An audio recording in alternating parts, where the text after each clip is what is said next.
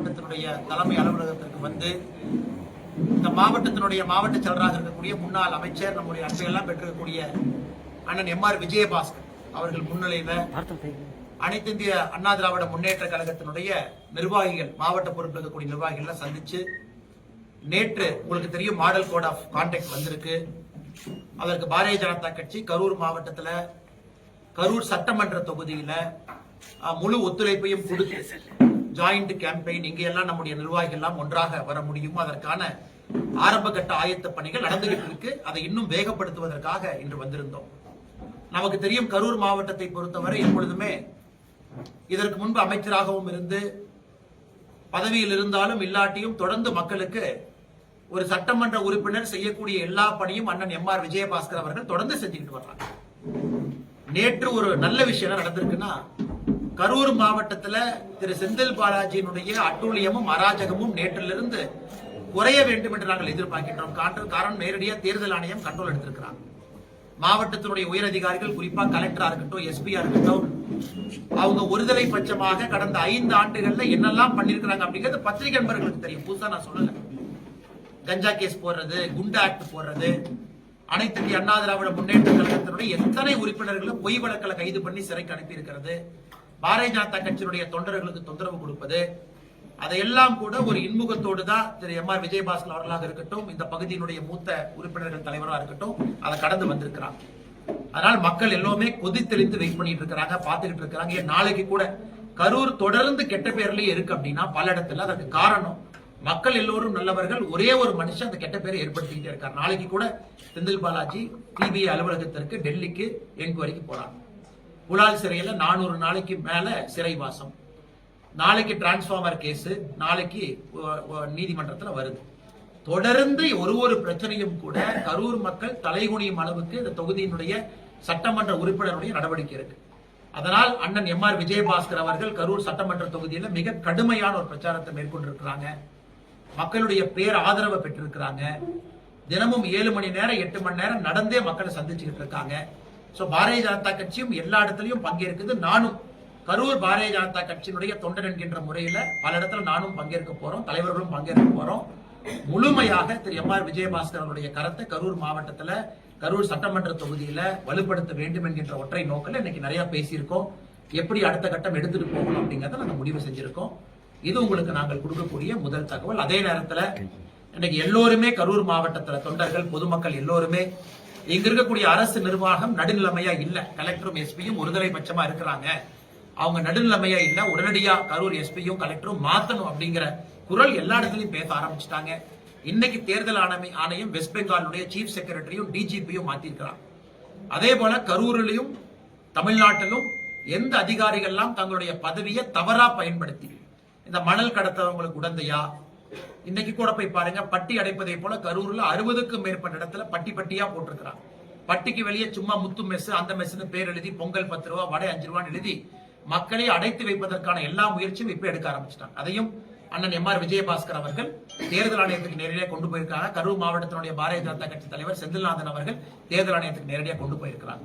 அதையும் நாங்கள் பார்க்கின்றோம். தேர்தல் ஆணையம் நடுநிலைமையா இருக்கணும், உடனடியாக ஆக்ஷன் எடுக்கணும். கரூர் மாவட்டத்தில் 230 சட்டமன்ற தொகுதிக்கு ஒரு விதினா கரூர்ல இருக்கக்கூடிய 4க்கும் ஒரு தனி விதி என்று எம்ஆர்வி என்ன பல இடத்துல சொன்னது போல நேர்மையான தேர்தல் நடத்துவதற்கு நடுநிலையான நேர்மையான அதிகாரிகளை தேர்தல் ஆணையம் உடனடியாக கொண்டு வரணும் அப்படிங்கிற கோரிக்கையும் இருக்கு. அதையும் நாங்கள் வலியுறுத்த போறோம். எங்களுடைய மாநில தலைவர் அண்ணன் நயினார் நாகேந்திரன் அவர்களாக இருக்கட்டும், நம்முடைய முதலமைச்சர் வேட்பாளர் முன்னாள் முதலமைச்சர் மரியாதைக்குரிய அண்ணன் எடப்பாடி பழனிசாமி அவர்களாக இருக்கட்டும், அவங்க மூலமாகவும் நாங்கள் வலியுறுத்த போறோம். இதெல்லாம் பத்திரிகையாளர் சந்திப்பில் ஆரம்ப கட்ட கருத்துக்களாக உங்களுக்கு சொல்றோம். அதை தாண்டி உங்களுக்கு கேள்விகள் இருக்கும்னா பதில் சொல்றோம். ஆனா எங்களுக்கு கரூர் மாவட்டத்தை பொறுத்தவரை அதற்கு தலைவர்கள் இருக்கிறாங்கன்னா அவங்க பேசி முடிவெடுப்பாங்க. இன்னைக்கு நாம் இங்கே வந்திருப்பது கரூர் மாவட்டம், எனது அனைத்து இந்திய அண்ணா திராவிட முன்னேற்ற கழகம் தலைமையிலான தேசிய ஜனநாயக கூட்டணி. அப்ப நேற்று மாடல் கோட் ஆஃப் கான்டாக்ட் வந்துருச்சு, தேர்தல் ஆணையம் அறிவிச்சிட்டாங்க. நாங்க அனைத்து இந்திய அண்ணா திராவிட முன்னேற்ற கழகத்தினுடைய கட்சி அலுவலகங்களுக்கு சென்று அந்த தலைவர்களை வாழ்த்திவிட்டு எங்களுடைய நிர்வாகிகளை அழைத்து சென்று முழுமையாக தேர்தல் பணிகளை ஈடுபடுத்த வேண்டியது எங்களுடைய பொறுப்பு, எங்களுடைய கடமை. இன்னைக்கு கரூர்ல செஞ்சிருக்கோம். நாளைக்கு கோயம்புத்தூர்ல நம்முடைய தேசிய ஜனநாயக கூட்டணி எல்லோரும் இணைந்து ஒரு பொது ஆர்ப்பாட்டத்தை, குறிப்பாக திராவிட முன்னேற்ற கழகத்தினுடைய ஆட்சியில பெண்களுக்கு எதிராக நடந்திருக்கக்கூடிய வன்கொடுமைகளை மையப்படுத்தி நாளை போராட்டம் நடக்க இருக்கு. அந்த போராட்டத்தில் அண்ணன் வேலுமணி அவர்கள் முன்னிலை வகிக்கிறாங்க, நான் தலைமை தாங்குறேன். அந்த போராட்டமும் கோயம்புத்தூர் நடக்க இருக்கு. கரூர்ல அண்ணன் எம்ஆர் விஜயபாஸ்கர் அவர்கள் தலைமையில கரூர்ல அந்த போராட்டம் நடக்க இருக்கு. அண்ணன் செந்தில்நாதன் அவர்கள் பங்கேற்கிறாங்க, கூட்டணி கட்சி தலைவர்கள் எல்லாம் பங்கேற்கிறாங்க. ஆனால் நாங்கள் ஒரு கூட்டணியாக கட்டுக்கோப்போடு மிக வலிமையாக களத்தில் இறங்கி பணியாற்றுவோம். 3 முறை பாரத பிரதமர் அவர்கள் தலைமையில தேசிய ஜனநாயக கூட்டணி மீட்டிங் போட்டிருக்கோம். பிஜேபி மீட்டிங் போடலீங்கன்னா தேசிய ஜனநாயக கூட்டணி முதலமைச்சர் வேட்பாளர் அண்ணன் எடப்பாடி பழனிசாமி அவர்களை முன்னிலைப்படுத்தி இந்த கூட்டம் நடந்திருக்கு. ஆனா திமுகவை பாருங்க, அவர்களுக்குள்ள இன்னும் ஒரு ஒருங்கிணைப்பு கிடையாது. அவங்க ஜாயிண்ட் மீட்டிங் கூட போடல. அதனால நாங்க வலிமையா இருக்கோம். 20 பேர் கட்சி வந்திருக்கு, 15 கட்சி வந்திருக்கு, 17 கட்சி வந்திருக்குன்னு இன்னைக்கு அறிவாலயம் பக்கம் யாராச்சும் போஸ்ட்மேன் போனா கூட நினைச்சு அவங்களுக்கு ஒரு சீட் கொடுக்குறாங்க. அதை கேட்டா கூட்டணி எண்ணிக்கை, கூட்டணி பெருசுங்கிறாங்க. எங்களுக்கு அப்படி இல்லை. வலிமையான களத்துல ஒருங்கிணைப்பாக இருக்கக்கூடிய கூட்டணி. நாளைக்கு தமிழகம் முழுவதும் ஒரு பெரிய ஒரு ஆர்ப்பாட்டம் மக்களுடைய பிரச்சனையை முன்வைத்து மக்கள் ஆதரவோடு நடக்க இருக்கு. கோட் ஆஃப் கான்டக்ட் வந்து 30ஆம் தேதி நோட்டிபிகேஷன், எலெக்ஷன் கமிஷன் நோட்டிபிகேஷன் 30ஆம் தேதி வருதுங்கன்னா அதன் பிறகு ஒரு ரூல்ஸ் இருக்குங்கன்னா, ஏன்னா அன்னைக்கு வேட்பாளர் எல்லாம் வந்துருவாங்க.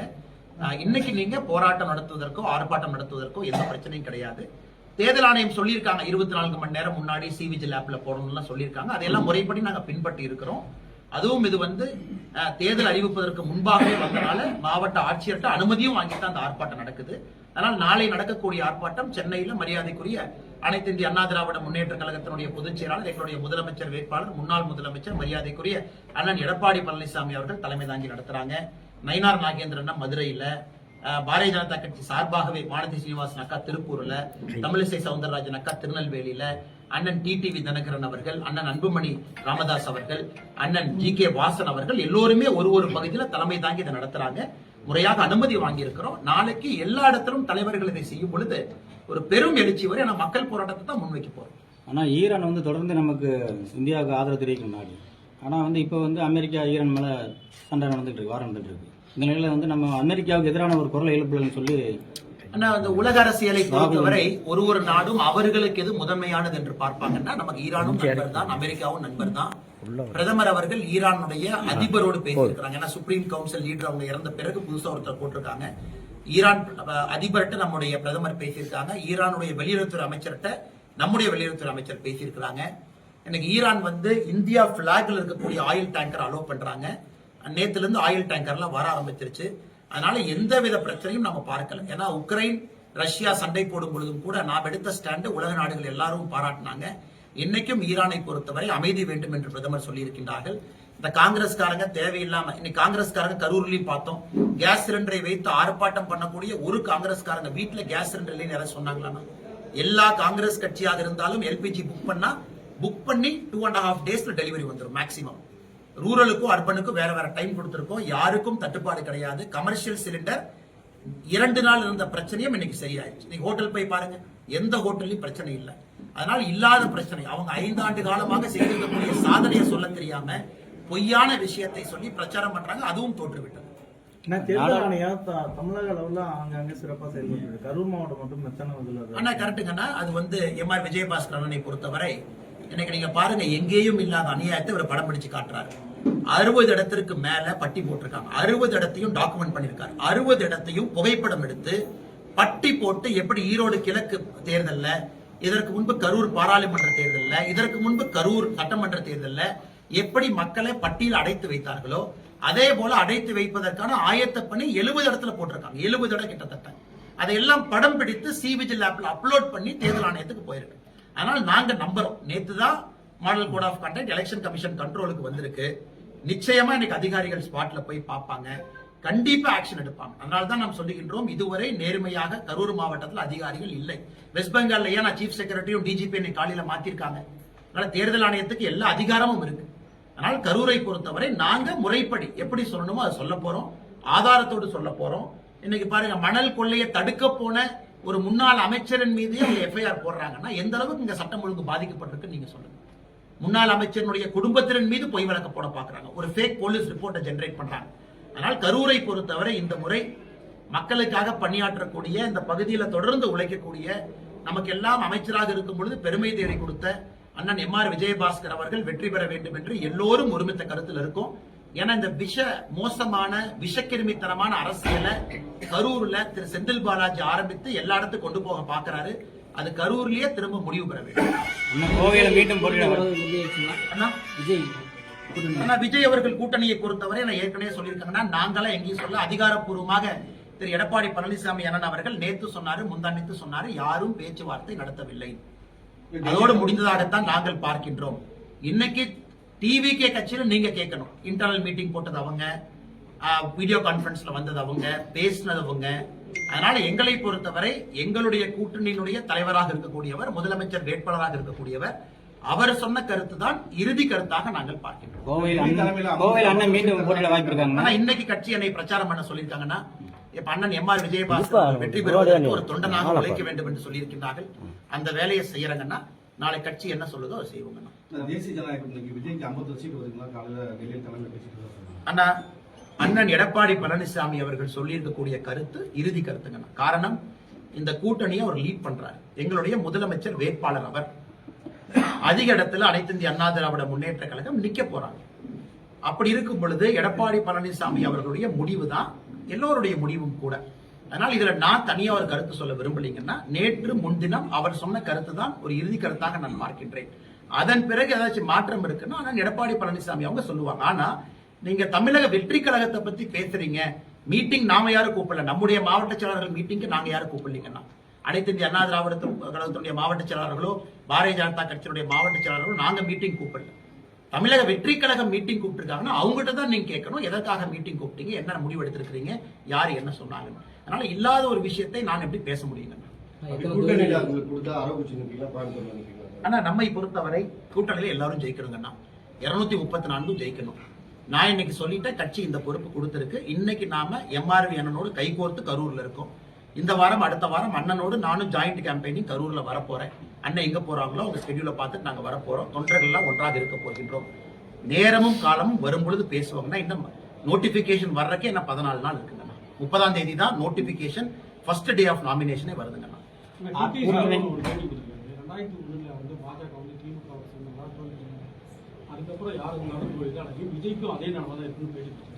அண்ணன் பேட்டி பார்த்தாங்கன்னா அண்ணன் அப்படி சொல்லிங்கன்னா, அதாவது திரு டிடிவி அண்ணனுடைய கருத்து என்னன்னா,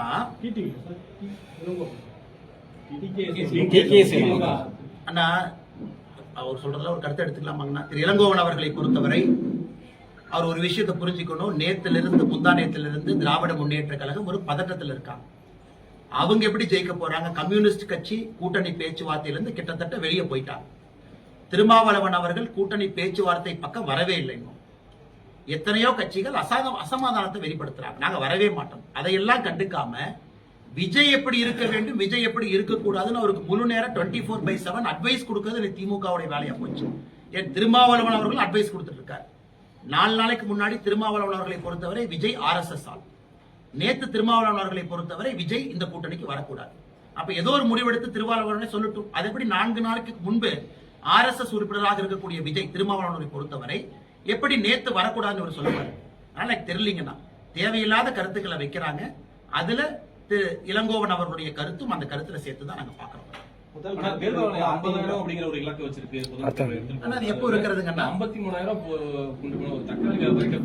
இதுல கொஞ்சம் நிறைய பேத்துக்கு இதுல பிரச்சனை வர்றது கொஞ்சம் கஷ்டம் தாங்கண்ணா, பாவம். உதாரணத்துக்கு நேத்து கூட யாரோ எங்கிட்ட கேட்கும்போது நானே சொன்னேன் 49,000 ரூபாய் கொண்டு போங்க. ஏன்னா இதை மாட்டி அவங்க நம்மளை விட்டா கூட அந்த ப்ரொசீஜர் நம்மளே கிட்டத்தட்ட 6-7 மணி நேரம் பண்ணி போடுறாங்க. இவங்ககிட்ட போய் கொடுத்து பேங்க்ல வித்ட்ரா பண்ண சலான கொடுத்துன்னு. அதனால தேர்தல் ஆணையத்தை பொறுத்தவரை தமிழகத்துல எவ்வளவு பணப்புழக்கணும் உங்களுக்கும் தெரியுங்கன்னா. அதனால அப்பாவி பொதுமக்களுக்கு பாவம் பிரச்சனை தான் இல்லைன்னு நான் சொல்ல. பல இடத்துல இந்த தப்பு பண்ற அரசியல்வாதிகள் லூப் ஹோலை பயன்படுத்தி எஸ்கேப் ஆயிடுறாங்க. அதனால பொதுமக்களுக்கும் எங்களுடைய அன்பான வேண்டுகோள், அடுத்த ஒரு 30-40 நாட்களுக்கு நீங்களும் கொஞ்சம் கேர்ஃபுல்லா போங்க. வித்ட்ராவல் ஸ்லிப்பை கையில வச்சுக்குங்க.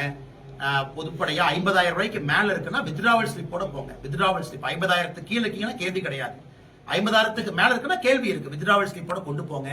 ஏன்னா அவங்க அந்த ப்ரொசீஜர்னு மாட்டிக்கிட்டோம்னா 3-4 மணி நேரம் ஆயிடுது பணத்தை வெளியே கொண்டு வர்றதுக்கு. நிறைய பேர் இந்த குறிப்பா கரூர் பகுதியில் ஆட்டு வியாபாரம் பண்றவங்க, ஆடு விற்கிறவங்க, நீங்க சொன்ன மாதிரி தக்காளி வியாபாரம் பண்றவங்க, பலசரக்கு கடையை வச்சிருக்கவங்க 1 லட்சம் 2 லட்சம் 5 லட்சம் நீங்க சாதாரணமா கொண்டு போறாங்க வியாபாரிகள். அதனால கொஞ்சம் நீங்க அந்த நேரத்துல கொஞ்சம் கவனத்தோடு போங்க. ஏன்னா இது தேர்தல் ஆணையம் மாநில அரசை தாண்டி இருக்கக்கூடியது. மாட்டிக்கிட்டோம்னா ப்ரொசீஜர்ல எல்லாத்துக்கும் பிரச்சனை தான் அப்படிங்கிற தாழ்மையான கருத்தை இந்த நேரத்தில் பதிவு செய்யும். கரூர் எம்பி ஜோதிமணி என்ன சொல்றாங்கன்னா பாஜக கைப்பாவையாக தேர்தல் ஆணையம் செயல்படுத்தும். பாஜக கைப்பாவியாங்கன்னா தேர்தல் ஆணையம் ஆனா அவங்க சொல்ற கருத்துக்கு நான் எடுத்துக்கிறேன். 2021 எம்சிசிக்கு வந்ததுக்கும் ஓட்டு போற நாளுக்கும் 36 நாள். என்னைக்கு தேர்தல் அறிவிச்சாங்களோ அன்னையிலிருந்து ஓட்டு போற நாள் 36 நாள். நேற்று தேர்தல் அறிவித்ததற்கும் ஓட்டு போற நாளுக்கும் 36 நாள். சோ எந்த மாற்றம் இல்லையே. 2021 அறிவிச்ச அதே 36 நாள் தான் கொடுத்திருக்கிறாங்க. புதுச்சேரி வேறு வேறு மாநிலத்திற்கு அவங்க சிஆர்பிஎஃப் போர்ஸை மூவ் பண்ணணும். வெஸ்ட் பெங்கால் 7 ஃபேஸ் இருந்த வெஸ்ட் பெங்கால் 2 ஃபேஸா மாறி இருக்கு. அது இந்தியால பாராட்டப்பட வேண்டிய ஒரு விஷயம். திரிணாமுல் காங்கிரஸ் தான் 2 ஃபேஸ் கேட்டாங்க, பாரதிய ஜனதா கட்சியும் 2 ஃபேஸ் கேட்டாங்க. தலைமை தேர்தல் ஆணையர் கால்கட்டா போயிருந்த பொழுது மம்தா பானர்ஜி அவர்கள் கட்சியிலேயே வந்து 2 ஃபேஸ் தான் கேட்டாங்க. பாரதிய ஜனதா கட்சியும் 2 ஃபேஸ் கேட்டுச்சு. அதனால எல்லோருக்கும் சந்தோஷம். வெஸ்ட் பெங்காலை பொறுத்த வரைக்கும் 2 ஃபேஸ். இந்த ஜோதிமணி அவர்களுக்கு என்ன பிரச்சனை? ஏன் பதட்டப்படுறாங்க? ஏன் பயப்படுறாங்க?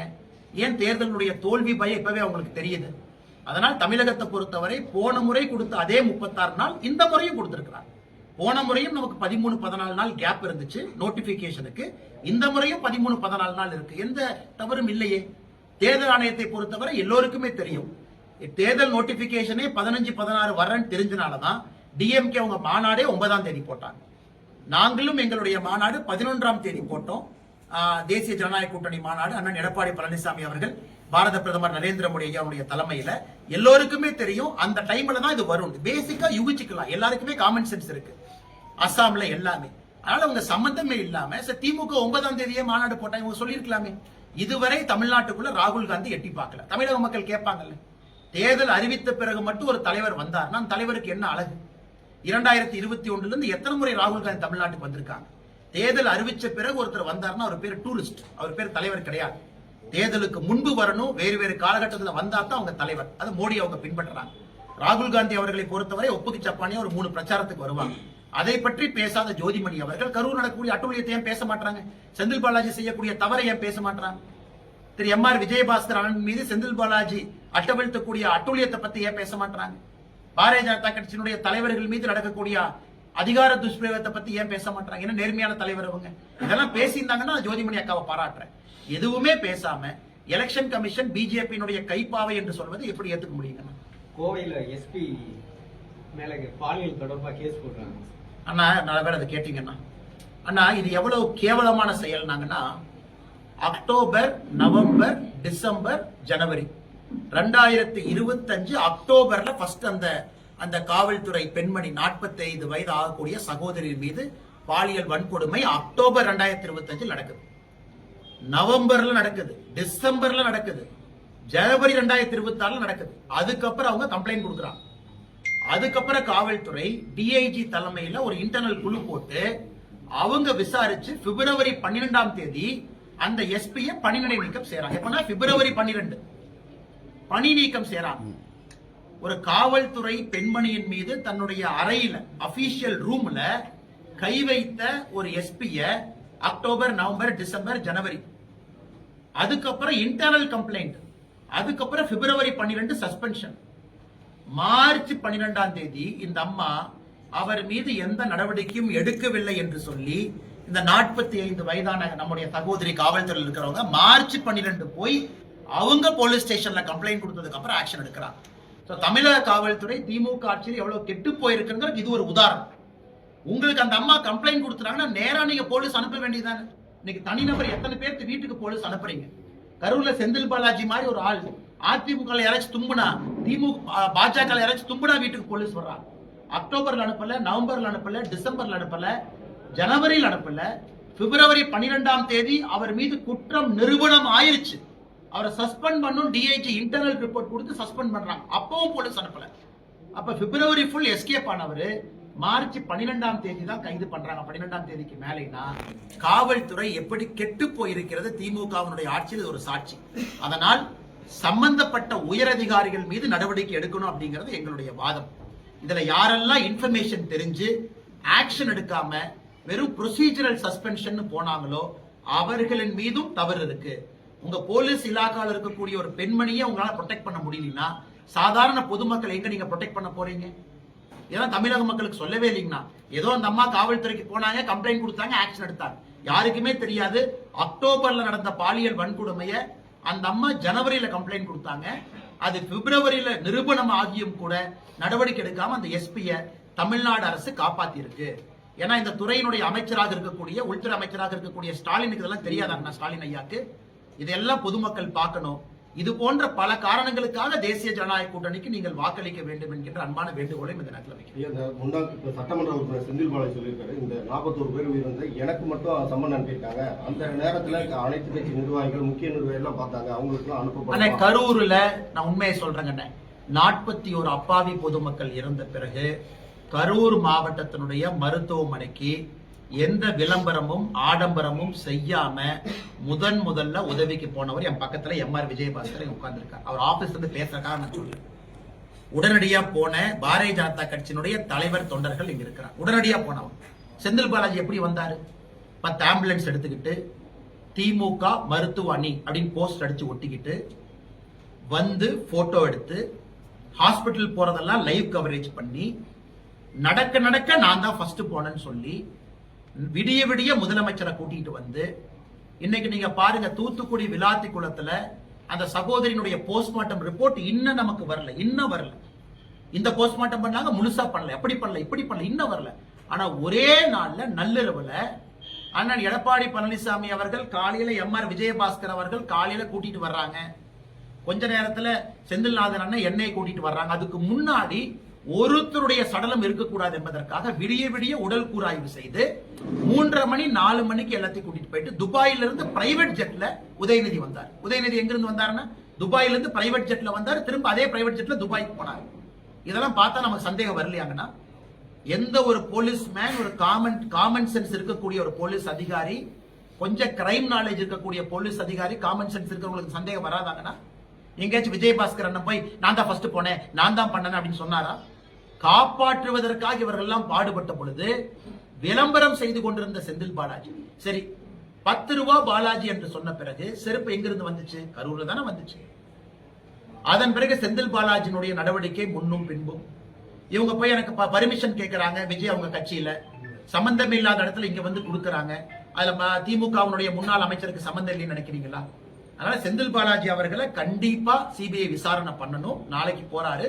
ஆனா ஒரு வாரமா பதறிட்டு இருக்காரு, என்ன தெரியல. ஒரு வாரமா ரொம்ப பதறாரு. பத்திரிகையாளர் நீங்க கேள்வி கேட்டா சலன் உங்க மேல பாயறாரு. நீங்க ஏதாச்சும் இந்த மாதிரி கேள்வி கேட்டா மூஞ்சி ஒரு மாதிரி வச்சுக்கிறாரு. அதனால சிபிஐ விசாரணைக்கு போயிட்டு வரட்டும், உண்மை வெளியே வரட்டும். முதல் கருத்து கணிப்பு அதிமுக வெற்றி பெறும். ஆனா சரியான கருத்து கணிப்பு. ஏன்னா அந்த மேட்ரிஸ் போல் அவங்க பீகார்ல ரொம்ப அக்யூரேட்டா ப்ரெடிக்ட் பண்ணாங்க. ஆனா பீகார் எலெக்ஷனை பொறுத்த வரைக்கும் ப்ரெடிக்ட் பண்ணவங்க எல்லாமே தவறு. ஆனா பீகார்ல லேண்ட்ஸ்லைடு வின். சோ இவங்க நமக்கு 160 to 175 அப்படின்னு அந்த மேட்ரிஸ் போல் பீகார்ல என்டிஏ கொடுத்தாங்க. இன்னைக்கு அவர்களுடைய கருத்து கணிப்பு, ஆனா இது ஒரு ட்ரெண்ட் தான், இது ஒரு இண்டிகேட்டர் தான். அதிமுகவிற்கு, என்டிஏவுக்கு எல்லோரும் சேர்ந்த கூட்டணிக்கு 114 இருந்து 127 கொடுத்துட்டாங்கன்னா அது ட்ரெண்ட், அப்வர்ட் ட்ரெண்டா கொடுத்துருக்காங்க. அதனால நிச்சயமாக நம்பர் இன்னும் மேலதான் போய் முடியுங்கன்னா, ஏன்னா இந்த கருத்து கணிப்பு நிச்சயமான, முன்னாடி சொன்னீங்க சி ஓட்டர் சர்வே, முதலமைச்சர் இந்தியனுடைய சர்வேக்கு போனாங்க. இப்ப விஜயபாஸ்கர் கூட மேல கூட்டத்துல பேசினாங்க. இந்த பாதி சர்வேவை நம்பாதீங்க. சி ஓட்டர் சர்வே, முதலமைச்சர் ஸ்டாலின் ஐயா சொல்றாரு, சி ஓட்டர் பாத்தீங்களா, நமக்கு 45% கொடுத்திருக்காங்க பாத்தீங்களா? சி ஓட்டர்ல மொத்தமா பங்கேற்றவங்களே 5000 பேர். தமிழ்நாட்டுல 5,65,00,000 பேர் இருக்கக்கூடிய ஒரு தமிழகத்துல 5000 பேர்த்த சர்வே எடுத்து சி ஓட்டர் போடுறான் இந்திய டுடேல. அது ஒரு சர்வே நம்பிக்கிட்டு ஸ்டாலின் ஐயா அதை போய் உட்கார்ந்து இந்தியனுடைய கான்க்ளேவ்ல பேசுறாரு. 5000 பேர் கொடுத்தா, அதுல பாதி பேர் ஆன்லைன்ல கொடுத்தான். அதனால தமிழகத்துல இன்னைக்கு வந்திருக்கக்கூடிய சர்வே ஒரு நம்பகத்தன்மை வாய்ந்தது. காரணம், இதற்கு முந்தைய சர்வே வந்த மாதிரி இது ஒரு ட்ரெண்ட் மட்டும்தான். இது கண்டிப்பா ஒரு அப்வர்ட்ல போய் தான் நிற்கும். இது ஒரு ட்ரெண்ட், மேல போகுதுன்னு காட்டுது. நிச்சயமா ஒரு மிகப்பெரிய வெற்றி நமக்கு கிடைக்கும். அதனுடைய ஆரம்ப கட்ட சர்வேவாகத்தான் அதை நான் பார்க்கிறேன்.